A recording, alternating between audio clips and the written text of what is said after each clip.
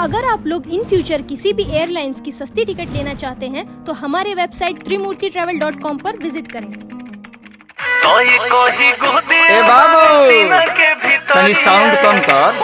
का हो आप पुरनका तो बाजते बा। हई देख नया गाना रसगुल्ला बात को पकड़िएगा। फिर कौन धमाका गइल का हो? है राम स्वरूप भाई विजय चौहान के।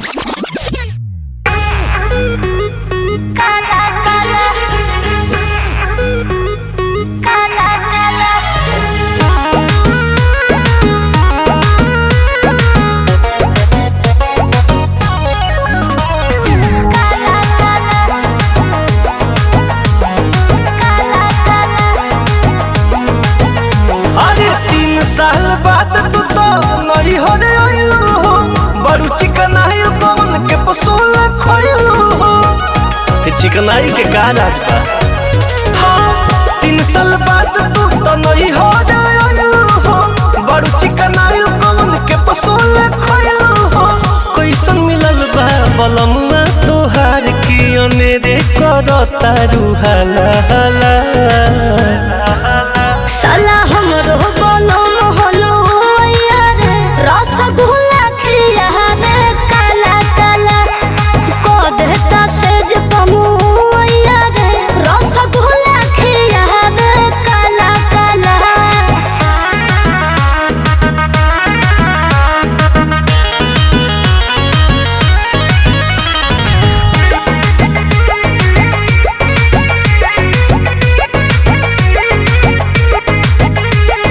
मीठे मीठे तब तो बोलो तारू मीठे मीठे, ढीठे ढीठे रोज सब खोलो तारू ढीठे ढीठे। सब झलकता ओ सही न देही ना गुलाब जोस खेलबा रोस रोस रोस गुलाब जामुन के मिललबा। ऊंच ऊंच लागे जगहिया उ सब जौन पहिले लागत रहे खारा खाला।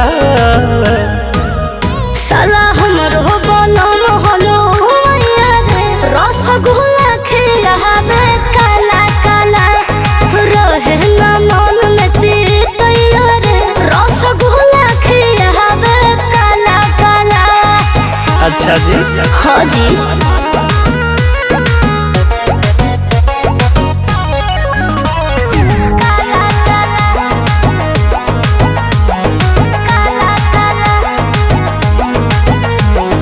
राजे होई तब तो तहार बड़ी राजे होई, मिजाजे होई रोजे रोजे बनत मिजाजे होई। बिल्कुल बनेला कुछ से भावना हमार लेना देना हो राधा देखिया बसम कहे को भोर छना हो। के बड़ाई तू भतार के यार के करे जामे मारता भला भला। साला हमरो